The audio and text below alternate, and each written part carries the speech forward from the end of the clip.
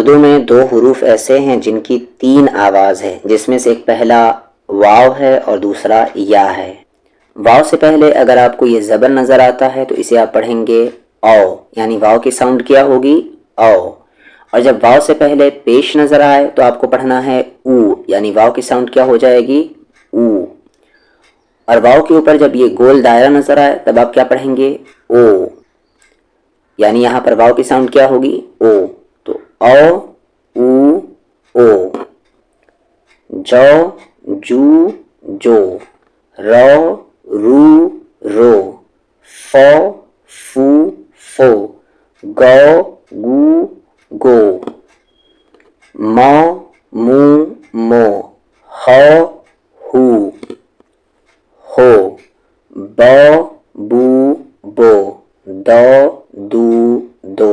सौ, सू, सो। कौ, कू, को।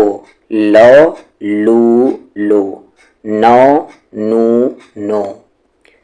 ये वाली या से पहले अगर ज़बर हुआ तो इसे आप पढ़ेंगे ए, या इसे आप आई भी पढ़ सकते हैं, ए और आई दोनों पढ़ेंगे।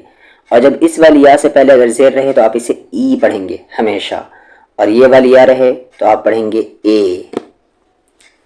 बई, बी, बे। जई, जी, जे। रई, री, रे। फई, फी, फे। लई, ली, ले। नई, नी, ने। हई, ही, हे। लेकिन आप इसे याद करेंगे कि ये है, क्या है। दई, दी, दे। सई, सी, से। कई, की, के। मई, मी, में। वई, वी, वे।